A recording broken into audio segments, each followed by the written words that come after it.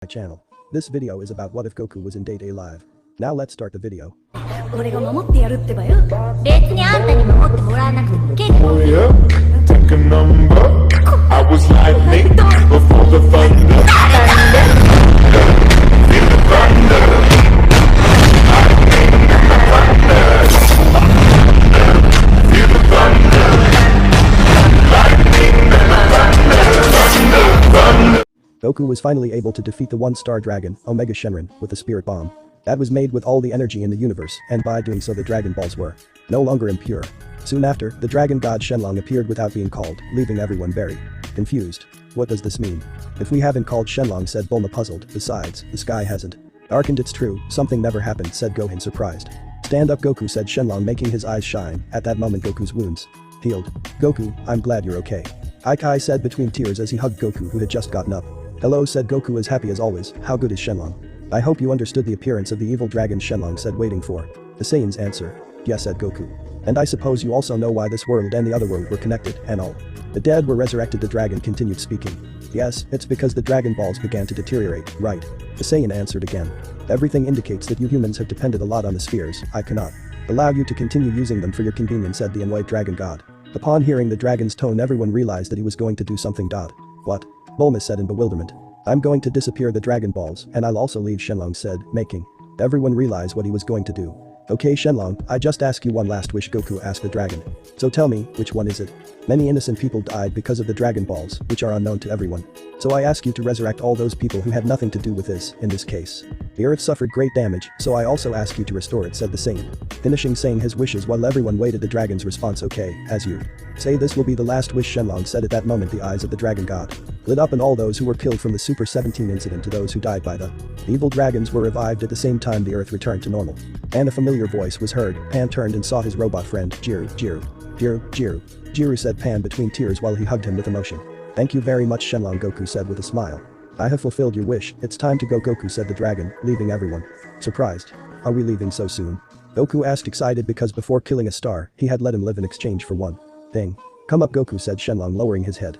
Well, I have to go, said Goku, climbing to the head of the dragon god, but before they left, Vegeta approached them both. Kakarot, wait, are you going to train? Asked a prince of the Saiyans.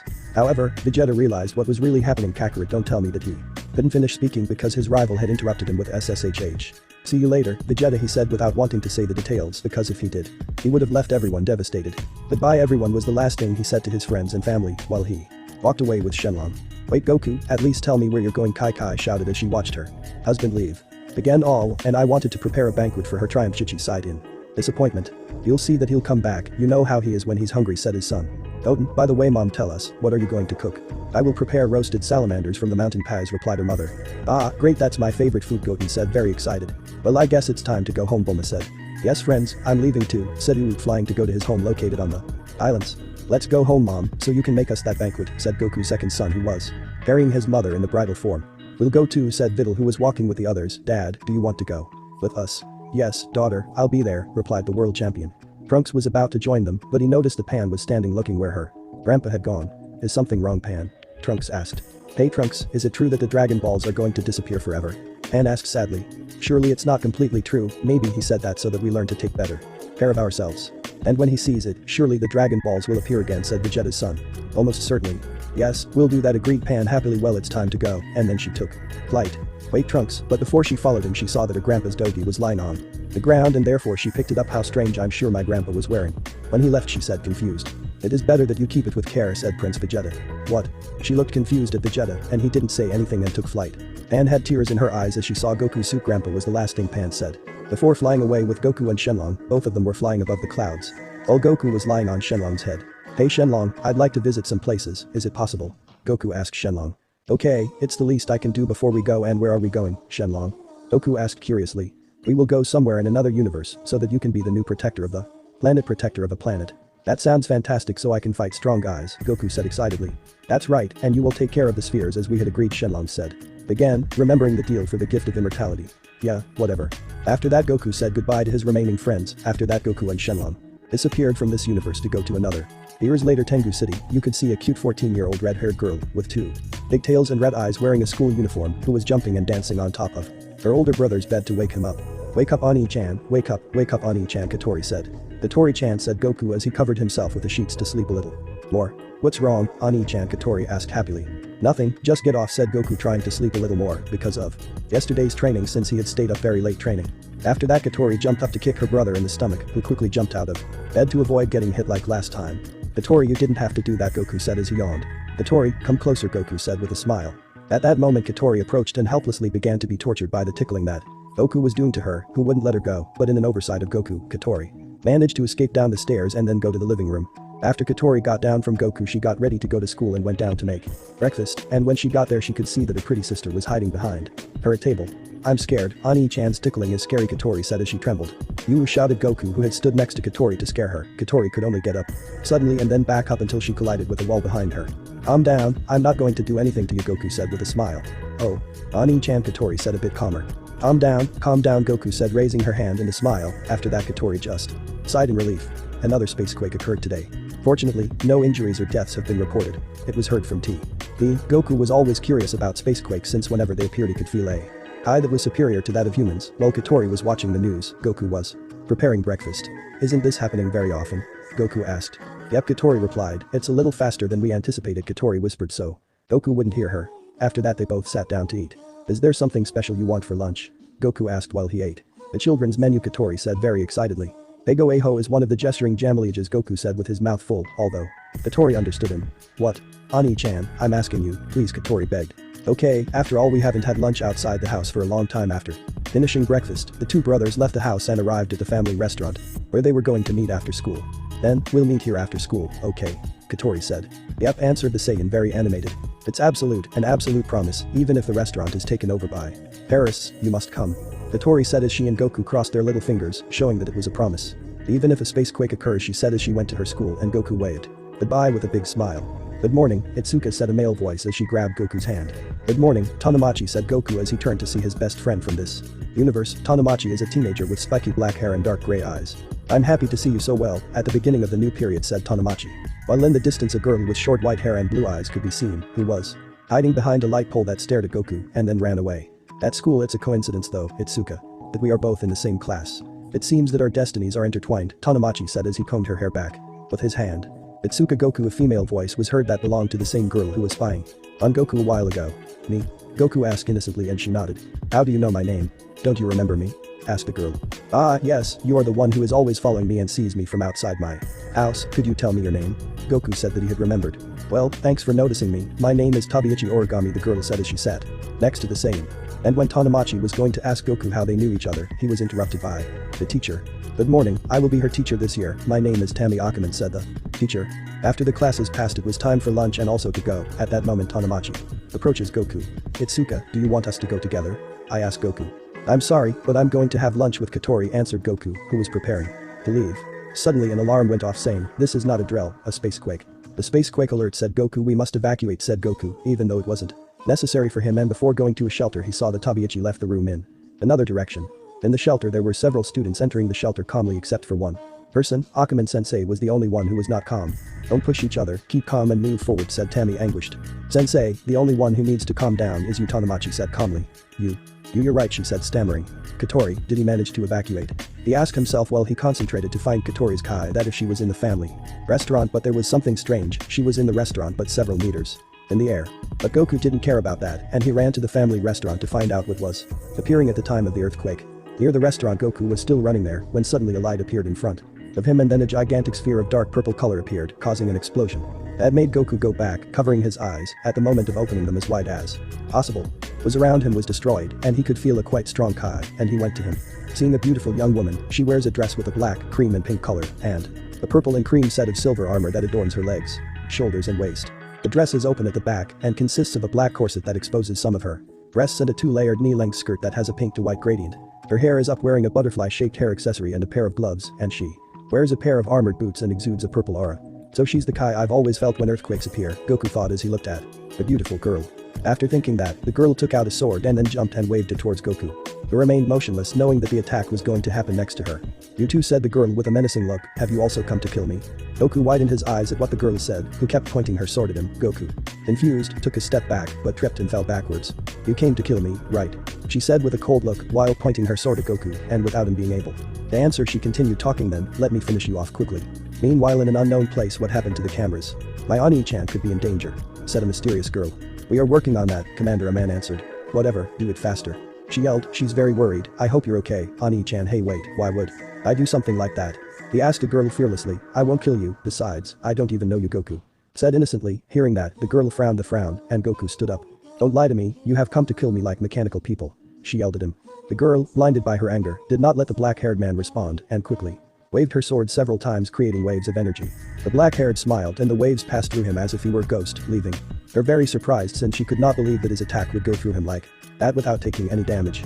She realized that the long-range attack wouldn't work on him, so she decided to physically attack him with her sword. She tried to cut him in half, but to no avail. Blocked with just one finger, she was completely shocked at what he saw. He couldn't believe it. A human, without effort, blocked his sword that was capable of cutting solid metal. Impossible. No one can block Sandalphon with a mere finger. What is he? She thought, as she kept hitting him at blinding speed, but kept getting blocked. She continued to block the sword, but got bored and decided to catch it with the palm of her hand, so she couldn't move it. She panted exhausted as Goku looked into her eyes. "Look, I'm telling you the truth, I'm not here to kill you. If I were, you'd already be dead," she said calmly. The girl was shocked by what she said, and she knew it was true. She even blocked all of her attacks with no sign of exhaustion. She calmed down, and when the death glare had faded, Goku dropped the sword. "And no?" she asked timidly. She now sounded like a normal girl, but before, she sounded like she had a grudge against him. That made her cute. "No, of course not," she said with a big smile that made the girl blush. Now that she looked at him well, she was very attractive. Her smile was unusually cute and adorable. Her voice was equal to her attractive appearance as she emanated an aura that made her want to get closer to hers. Her voice of her resembles peace, kindness and affection. This voice made her calm down, and from her heart came a voice that said that everything will be fine, that he will protect her no matter what. Just by being around her, she felt safe. It's as if she was a guardian angel sworn to protect her. After all, he was the first one she spoke to. But it was so sudden. What is special about this human? Why is his voice so captivating? And most importantly, is he even a human being? She looked into his eyes and was surprised at what she saw. Her eyes were full of heroism and sacrifice. It wasn't just that, no, it also reflected her feelings and experience. She saw sadness, pain, suffering and much more. He reflected on himself, but how did he bear it? How did he experience such a thing?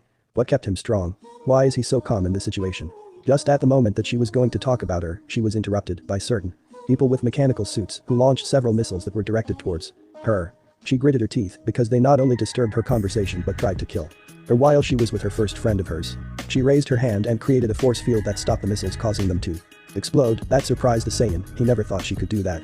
The people in mech suits kept sending out various missiles, but they were cut down by her sword easily. She flew towards them and dodged as the people flew away. They were all sending missiles at the same time as others were shooting at him. After the missiles exploded, she looked back to make sure the human, Goku, was safe. She sighed with relief to see that nothing had happened to her. As she looked back, Goku watched her eyes. They were filled with sadness and despair. She could see it. She was hurt, she was helpless, she was sad, she needed someone to be with her.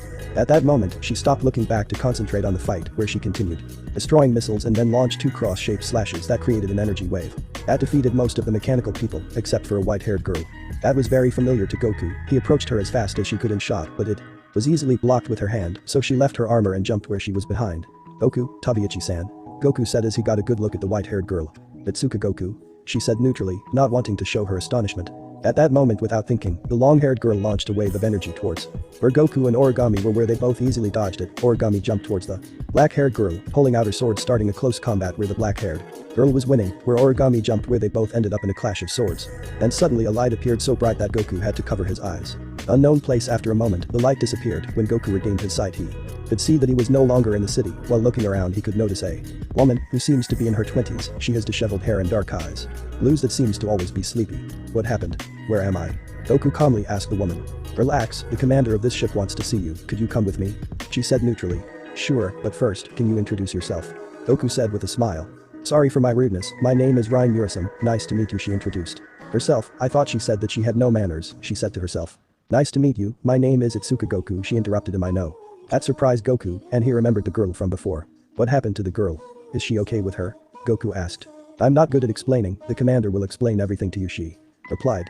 After that, they both started walking towards where the commander was, and just before arriving they met a man. The man looks quite young, he has long blonde hair, but Goku hadn't fully seen him because his back was turned. And this one was in a pensive position with his hand on his chin. "We are here," Ryan said, taking him out of her thoughts. "Hello, my name is Kanazuki Kaihei, and I'm the vice commander. I hope we can get along well." The man introduced himself, extending his hand towards Goku to shake hands, in which Goku cheerfully squeezed his hand. Kanazuki, as he shook hands, felt as if he was squeezing steel. He has strong hands for a human. Suspicious, the blonde thought. "Wait, if you're the vice commander, who's the commander?" Goku asked, confused. Kanazuki pointed in a direction, and to his total surprise, the commander was his adoptive sister Kotori. Kotori. "I was really dumbfounded right now. Of all people, a girl is the commander." He didn't expect that, and what's worse is that she's his little sister. "Welcome to Radityscra," he said happily while eating a lollipop. Then, the same girl he had seen a moment ago appeared on the screen, and Goku widened his eyes when he saw her on the screen. She is the girl I met a few minutes ago," he said in a low voice. And Kotori decided to start explaining the situation to Goku. "She is a monster we call Spirit. It doesn't look like one to me," said Goku, crossing his arms, while Kotori ignored what she said. "Whatever, we just lost track of her. In other words, she disappeared," she said, continuing the explanation. However, Goku was not surprised by that. The others were surprised to see that, even Kotori as well as Kanazuki's suspicion increased, since normally, if someone heard that, they would have endless questions. It was strange. It was as if he was experiencing something like that or something more than that. Maybe he has several questions, but he preferred to keep them to himself, the red-haired girl thought, while she shrugged her shoulders and continued explaining. "She is not from this world," Goku whispered. He found those words amusing since he was literally not from this universe. "Second, when she appears, regardless of her will, she destroys everything in a radius of half a mile. In other words, the phenomenon called spacequake is the cause of her appearing here on Earth," he continued, while Goku nodded. Next on the screen appeared the girls in mechanical suits that he had seen a few minutes ago. "They are in the Ast," he said, giving a very important information. "Ast. Is it some kind of food?" he said innocently, since he hadn't had lunch and his stomach was empty. "No, they are an anti-spirit team," he said, almost shouting. Of all the things he could think of, he thought it was food. Kotori took a deep breath to calm herself down. "When a spirit appears, they go to that place and take care of them. In other words, they kill them," she said, making Goku surprised. "Wait, what?" he said as he remembered what he told him. "Have you also come to kill me?" "They will kill her," Kotori replied. "So that's why he gave me that look," Goku thought. "Heard, there is another way to deal with them without the Ast. For that we need you." Goku, she finished explaining, and Goku looked at her. "Me?" he said, confused. "What am I going to do?" "You will be participating in the drills tomorrow. I will leave the administration and paperwork to my subordinates. For now, just go to school as usual," he answered. "Besides, what were you doing there?" she said, because she was worried about her brother's safety. "Yeah, about that, it was just sad. I was looking for you. You said to come, no matter what," Goku answered while silence reigned. After a few seconds, Kotori started laughing, making the Saiyan tilt his head in confusion. "Is there something funny?" I asked, because I didn't see that. "Ha ha ha. Well, I said it, but who knew you were such an idiot to take it seriously?" she said, still laughing. Goku clenched his teeth in frustration. He was thinking of a way to make her pay other than tickling. "I thought of an idea," and smiled. "Anyone would, for her cute little sister. You should be glad that your Ani-chan was worried about you," Goku said sadly. He stopped laughing instantly as his face turned redder than a tomato. "Sorry about that," she said as she looked down, embarrassed that he laughed at the person who was worried about her. This time Goku laughed, and she blushes even more for falling for her tricks. "Itsuka's house 2 a.m. Ani-chan, can you stop seeing me as your little sister and start seeing me as a woman?" the girl asked timidly. "Of course," she replied. "Thank you, Ani-chan," the girl said as she hugged him, where she gladly returned it. "With me on Jupiter, we'll have distance dates," the girl said cheerfully. "But that's nothing to us, is it?" she continues. "Yes, you're right," she replied. "I love you, Ani-chan." "Me too." Then a tick appeared on the screen and said, "CG. Mode complete." Goku sighed deeply, content. Goku had finished the game that Kotori had given him for the spirit thing. "Well, that was more difficult than I would have thought," said Goku as he lay down on the bed to get some sleep, "but I keep wondering, how is this going to help me with the spirits?" Flashback. Raise in high school. Let's see. The day is the second day of the new period. We have a new teacher in the classes, said Ami-sensei very happily. "Good morning, my name is Ryan Murasum. I'll be the physics teacher," she said when. From one moment to the next she began to wobble, a nice cone. She couldn't finish speaking because he had fallen, apparently from lack of sleep. All the students worried about her and went to help her. "Wow, she really knows how to act," Goku thought when he saw that she was now her teacher. "Break time, physics room," Ryan-san, Goku called her. "Yes." She turned to see Goku. "You have good acting skills. Where did you learn them?" She praised her. "Well, it's just natural talent," she said, somewhat embarrassed. "Anyway, why did you become a teacher?" I asked curiously. "There are some advantages to being by your side as a teacher," she answered. Then the black-haired man turned to see his sister, who was eating a lollipop. "So Kotori, what are you doing here? What happened to middle school?" she said as Kotori began to sweat nervously. "You know you have punishments if you skip school," Goku said with a smile as Kotori turned pale. Why, I finished my preparation," she said, stammering because she was afraid of Goku's punishments. "Well, that means you're becoming a good girl," she said with a big smile. Then he walks over to her and pats her on the head, and she's just enjoying hers. Even though she's in commander mode doesn't mean her feelings changed. "So you're going to explain everything, right?" Goku asked. "You'll know when she uses the training software, Ryan." Katori said, and Ryan nodded and started doing something on the computer. When she finished, she clicked on an app and the loading icon appeared. Goku waited for it. The load. Then the screen showed a girl with pink hair and a title that said "Fall in Love My Little Goku." It was a game. A game? He asked, confused, thinking that this would help him. But he plays a game with the spirits. He said to himself. It's not just any game, it's a dating game, he replied as he smiled at the confused, black-haired man. What is a dating game? I ask again. Katori was already prepared for this since the Saiyan was stupid at these things. A dating game is a game played to experience dating in virtual reality that tells you what to do in dating by choosing the right option, he replied. So I just play it, right? Game hours later at Suka House. Goku. You always choose the wrong option, how long will it take? You haven't even finished a route, Katori complained, but Goku was thinking hard, but the game just seems hard for him. It's difficult, I don't even know what to choose, Goku said, sweating, and continued playing. Then flashback rays in high school lunchtime physics lab. It had already been 2 days since Katori had told him to play the game, and he finished it in those 2 days. At first she didn't know what he had to do in the game and always chose the wrong option. But then he remembered what Gohan and Goten did on dates and thus managed to complete the game. However, he still did not understand how this game with the spirits would help him. But right now Goku was remembering his adventures in his past life and when he said goodbye to all his friends and family. But his thoughts were interrupted by someone who was calling out to him. Goku, don't ignore me, Ryan said. I'm sorry, Ryan-san, I was thinking about something, she replied. Okay, look, put this in your ear, she said as she handed him something. Goku did as she told him and put it on. Ryan-san, what is this? I ask. It's a headset, she said bluntly. What is it for? I ask again. It's to communicate, obviously, she answered. Katori entered the room and went to a seat. Come on, let's start the second stage of the training, practice. Like, fighting, Goku thought. In the hallway, Goku was in front of Tammy-sensei, and he felt very sorry for what he had to do with her. Practice on her, he told himself. Goku, what did you want to talk about? He said cheerfully. Goku didn't know what to say and tried to do the same as in the game, but he couldn't, and he had never done this in his life. What are you doubting, Goku? Stop being a coward and attack her, Katori said from the physics room. I don't know what to say, Katori, help me, he whispered, so the Tammy-sensei wouldn't hear him, and Goku said it in a pleading tone. We are training you so that the spirits fall in love with you, right? He said as she reminded him.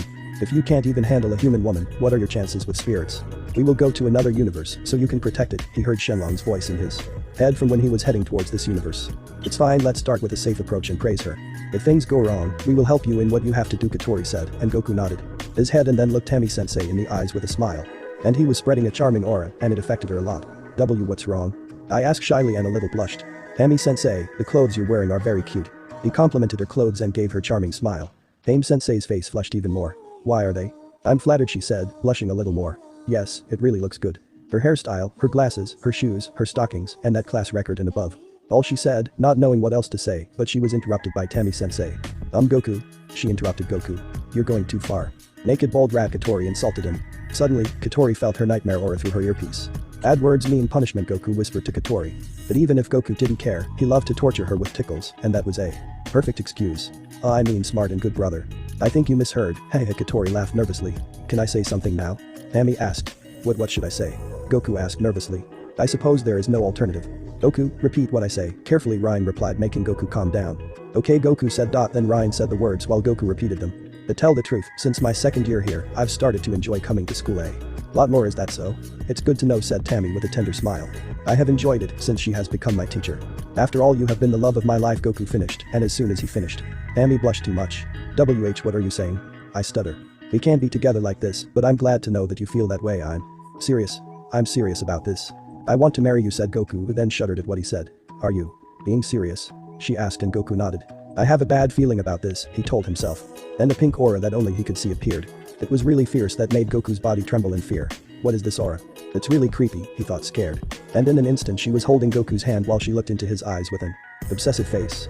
You do realize that by the time you're old enough to get married, I'll be in my 30s. Right? Are you okay with that? Would you come meet my parents and ask for my hand in marriage? Would you mind being their son-in-law? Once you graduate, would you? She said as she kept talking. I use the most effective lines out there for a 29-year-old single, but maybe they were too effective, Ryan said to Katori. This will become problematic if he gets more involved than necessary. Goku, we have completed the objective, apologize to him and get out of there, Katori said. With a sigh. Sorry, Tammy-sensei. I'm not willing to go that far after all. As soon as she said those words, Goku ran as fast as he could to get away from her while she kept talking to herself. Wow, what an ambitious woman, Katori said. Girls were scary, she repeated to herself as she ran. Katori, don't do that, but she couldn't finish because she bumped into someone. I'm sorry, are you okay? She immediately apologized, and to her surprise, she bumped into a white-haired girl. Tabiachi, and in that instant he remembered the last time he saw her. Flashback, a day ago yesterday, you were there, right? Asked Origami. Yes, how do you know? Answered Goku. I saw you talking to her, he replied. Please don't tell anyone and also forget about the girl, he said seriously. Tell me Tabiichi, what is that girl? Asked Goku acting. A spirit, something I have to take care of, he replied with hate in his voice. Is she a bad person? He asked again. Yes, my parents died 5 years ago because of that spirit, he said. I'm sorry about that. In flashback, I'm fine, she said as Goku reached out his hand to help her, which she gladly accepted, and Goku helped her up. Just in time, Goku. Let's get him involved in our training. You have to hang out with people your age, plus she's not a spirit, but she's an ast. She's definitely not the gossipy type, Katori said to Goku. I guess you're right, said Goku. Okay, now try to congratulate her, Katori said. Hey, Tabiichi, those clothes suit you very well, she said, repeating what he did with Kami-sensei with a smile. It's our uniform, she said without changing the expression on her face. Why are you praising her uniform? Katori said, somewhat annoyed. She just came out. Goku, let me help you, Ryan said. Wait, I know what to say, said Goku to Ryan. Hey, Tabiichi, has someone told you that you're beautiful? Because for me you're the most beautiful girl I've ever met, said Goku, who had remembered the game. Author's note. I'm sorry, but I've never played games of appointments, and I don't know if that appears. Wow, I never thought you'd say something like that. Anyway, well done, Goku, Katori said, congratulating him. But she was jealous and she wished that Goku said those words to her. She blushed deeply, but the expression on her face didn't change. No, you're the first to tell me that, she replied. So, would you like to go out with me? Goku asked, a little nervous. I didn't care. Origami couldn't finish speaking because the spacequake alarm had sounded. I have to go, Origami said as she ran out. But before leaving, he gave Goku a photo of her in her uniform. Goku, it's a spacequake, let's go to the Fraxinus for now, Katori said, and Goku nodded. Is it the girl? Goku asked. Yes, she is the princess's, he answered with a serious tone. Yeah, expect her to show up here at Raisin High School. In the Fraxinus, Goku returned to the Fraxinus and was waiting for the earthquake to pass. So, what's the plan? Goku asked. Katori explained what he had to do. After a few minutes, the spacequake destroyed half of the school building and sports field. Goku called Katori and he nodded. Very good, go Raisin High School. Goku went to school just as the earthquake had ended. The Ast had also arrived, but they were hiding in some trees for a certain reason, and Goku felt their Kai and wondered why they weren't attacking. Consider yourself lucky, Goku. The CR unit is not optimized for indoor combat. And since the princess is inside, the Ast can't interrupt, Katori said cheerfully. While Goku remembers the girl's face, mainly hers, her eyes, she was filled with sadness and despair. He thinks that she was rejected, and Goku naturally wanted to help her. Katori, do you think I can do it? Goku asked that he needed more motivation to do it. Yes, I believe in you. If you have faith in yourself, it's the only way. We have to subdue the spirits, you. Katori said as Goku followed his words. Talk to her, go on a date and make her fall in love with her, he said, finishing Katori's sentence. Don't worry, Goku, the proud crew of Fraxinus of Radityscra will help you in any situation that arises, he said reassuringly. And Katori starts introducing the members. With 5 marriages and 5 divorces, he is worthy of the title Master of Love. Bad marriage. Kawago. An incubus in the moonlight. Boss. Mikomoto, he brings suffering to all his rivals with his love, the woman who lives at 2 a.m. The nailer. Shiizaki. The man with 100 wives. The dimension breaker. The Katsugawa, the woman whose devotion was sincere and fervent, is feared by the law. Deep love. Minowa, I almost lost all my confidence, he said, a little discouraged. You'll be fine, they're all very experienced, Ryan said, making Goku regain his confidence since Ryan had helped him before. We have many other experts on hand, don't worry, you can use a continuation even if you lose the game once, Katori said, reassuring him. Then Goku concentrated to know where the girl was. And in a matter of seconds he had already found it in one of hers. There she is, she told herself happily as she ran towards Haya, and when she arrived she opened the classroom door and saw her there. She was doing nothing, looking at the horizon, and Goku thought that she was thinking of something. As soon as Goku entered the room, she turned to see who had entered. When she was looking at him, she instantly blushed. You are the person who blocked my Sandalphon with a finger, she said in shock while she blushed a little more. No, maybe it's your imagination, Goku said, scratching the back of his neck. Meanwhile in the Fraxinus, block Sandalphon with a finger. Anazuki said to himself as his suspicions grew more. But Goku, what are you doing here? She asked, and before Goku could answer she continued. Is it possible you're here to kill me? She said in a sad and low tone. Wait, said Goku, waving his hands as a sign for him to stop. Did not I tell you before? I didn't come to kill you, so you could calm down a bit, she said, making her sad expression go away and brighten. Ah, good, said the girl, who blushed and continued. Who are you, may I ask? She asked with a glint waiting in her eyes. My name is Itsuka Goku, a pleasure to meet you, she said with her big smile, and then clicked on the headset. Katori, am I alright? She whispered. DZZT was the only thing Goku heard. But Katori, damn it, the cameras and the communicator didn't work. What the hell is happening? Katori asked, with this being the second time this had ever happened. Someone was planning to do this for whatever reason. Someone is disturbing the connection. It's not the Ast, it's said one of the crewmen as he stuttered, showing fear in his voice. Who is it? Katori desperately yelled. It's them, he replied. With Goku, Katori called several times, but he stopped insisting when he realized that he was useless. And what is yours? I asked curiously. He said he didn't know what he meant by that. What I want to say is, what's your name? Oh, he said as he sweated. About that I don't have one, he replied as he lowered his gaze. She knew that she needs one to make a conversation, and she comes up with an idea of how to have a name. Hey Goku, she called him. Yes. He answered her call. What do you want to call me? She asked as she blushed. You're going to call yourself MMM, she said as she tried to think of a name. How about I call her Kai Kai? She waits, no. She shouldn't call her that. Then an imaginary light bulb appeared above Goku. How about I call you Toka? Toka? She asked in a happy tone. He seems to like her, he told himself as he smiled. Yes, I chose it from when we met, she said with his big smile. So you like it? I think it's very pretty, she said, blushing a little more. So Toka, can I ask you a question? He said a little more serious. Sure, what is it? What is your goal? Oh, target. I asked with a questioning face. I don't have one, she answered sadly. Well then, why did you appear on Earth? He asked again. Don't know. So, what are you exactly? I don't know either, she answered sadly. At some point in the past, I just showed up. That's all I know. My memories are very vague, and I have no idea what I am. Is that so? That's how it is, as he replied. I came to this world from nothing, and by the time I realized it, there were mecha people in the sky, he finished. You mean those people, right? He said, pointing to the air where Ast is, and without warning they immediately fired at them without stopping. Fortunately, both Goku and Toka were protected by Toka's force field. Toka tried to tell Goku to leave so he wouldn't get hurt, but he cut her off before he could say anything. We are having a good conversation now, and with your force field we can continue our conversation, right? He said, and then he gave her a smile. She blushes a little and nods before sitting on the floor together with the black-haired man and continued their conversation. As time passed, track after track, he ran out of ideas and there was only one thing he could do now, and that is. Toka called her, and she turned her attention to Goku with a curious face. Would you like to go out on a date with me? But he asked Origami, is the spirit coming out? Asked the captain of the unit. No, not yet, replied Origami. But we've been shooting for a long time, said the captain. She kept shooting until a part of the building fell, and she revealed the black-haired man who was talking to Toka, but they still couldn't see him well because of the smoke. The captain saw it and was surprised. What is happening? Is the spirit attacking him? Said the captain. Ceasefire, she ordered, worried that he would get hurt. They waited for the dust to clear so they could identify that a person was there. After the powder cleared, Origami saw Goku and got angry, his expressionless face gone and changed by anger. She dropped her weapon and drew the sword from him as she sped towards Goku, trying to save him. With Goku, what's a date? He asked Goku, but before he could speak, Katori interrupted him. Goku, the ass, shouted Katori, who had served the communication. Origami tried to hit Toka, but was blocked by his force field. You.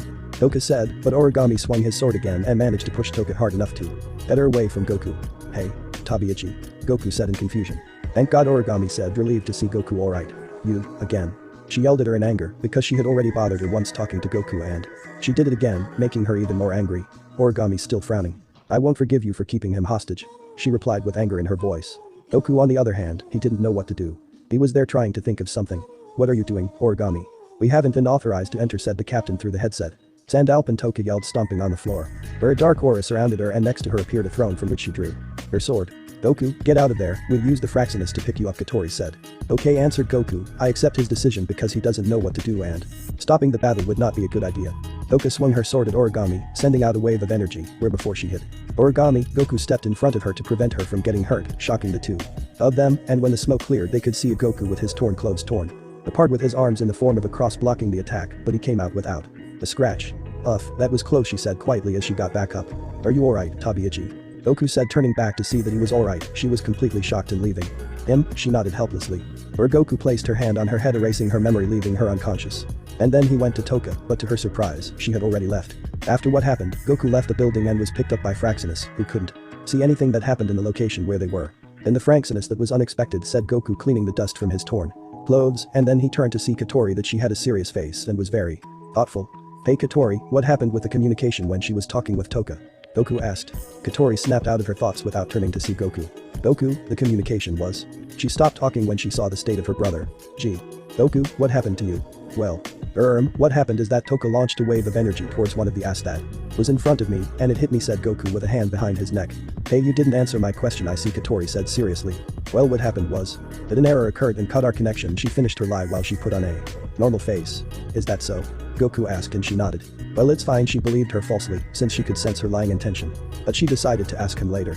See you at home, said Goku, who was teleported by Fraxinus to his house, leaving Katori worried. Why did Dem cut off the cameras and communication? Who are they going for, Goku or the princess? If it's Goku, what do they want? These questions flooded her head. This worried him, for the Saiyan's safety. She couldn't lose someone she loves, it's what she fears. Are you worried that Goku could be targeted by Dem? Ryan asked. Yeah, it seems like they've planned something, Katori said. The next day, Ray's in high school. Goku was in the ruins of the school. I wonder where he is now, he asked himself. When they were in that moment, it was fun. It was like when he met Bulma in a negative situation, but still everything turned out okay. He sighed and went to his house while he began to remember those moments looking for the Dragon Balls with Bulma. As he walked, someone was calling him, making him get out of his thoughts. "Don't ignore me," shouted a female voice behind him. "Huh? Toka?" Goku asked. "Of course it's me, Baka," he said, grimacing, then smiled where Goku smiled back. "Come on, take me to that date," she said, very excited. "Sure, but you can't go dressed like that," said Goku, so they wouldn't suspect. "Goku, are you asking me to get naked here?" Toka said, embarrassed. "No, of course not," she said calmly. Then she remembered the photo that Origami had given her, and an idea came to her head. "Why don't you wear something like that?" she said, passing Origami's picture. "Are those clothes okay?" she said, somewhat puzzled. "But why do you have?" she said, tearing out the photo, to then raise her hand, where a glow spread over her entire body, where little by little a school uniform was generated like Goku's, only that of a woman. "Is that okay?" she said with a smile. "Yes, you look very good," said Goku with a thumbs up and a smile that made her blush. "Well, let's go to that date," she said, turning around to go the other way. Goku and Toka had left school so they could have their date, and they had already been walking for a few minutes to head towards the main street that was full of shops and other things. Right now they were in front of a bakery. "Hey, Goku, what's that smell?" Toka said, closing her eyes so she could smell it better. "Smell?" Goku said, somewhat confused. He only sniffed to know what Toka meant, and he could feel the fragrant smell that was in the air. "Look, Toka, that's why," said the Saiyan, pointing to the bakery and waiting for Toka to want to go inside so she can eat. "Ooh, oh," Toka said, looking in that direction. "Toka? NM, what's up? Do you want to come in?" Goku asked, and Toka's fingers trembled as his mouth curved into a snarl. After the miraculous synchronism, Toka's stomach next to Goku's rang, resembling the roar of a bear. "If Goku doesn't want to go in, then I won't go in either," Toka said, wanting to look serious. "That's good, because I really want to go," and said Goku, touching his belly since he hadn't eaten anything since breakfast while he entered the bakery with Toka. "Really? So I don't have any other choice," Toka said very happily as he walked in next to Goku. Meanwhile, hidden in the shadows of the walls, Origami stared at the Saiyan spirit couple talking in front of the bakery, and without changing her expression even an inch, she let out a short sigh. She had gone to the school only to find out that it was closed, and on her return home, she had seen Goku walking with a girl. That alone was an extremely serious situation. Like a bride, she began to follow them in silence. However, there was an even bigger problem than that. That girl.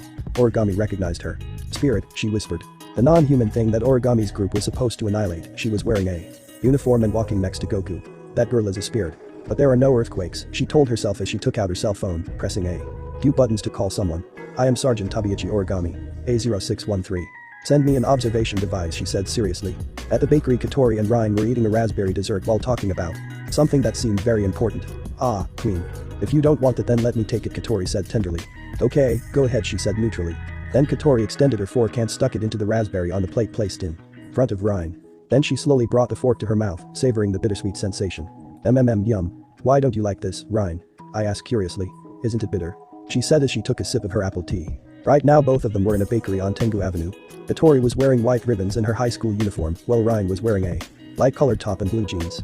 Katori had gone to school as usual, but Katori's school had suffered some damage from the space quake the day before, so it was closed. Somehow, going straight home would be a bit weird, so she decided to call Ryan for a snack.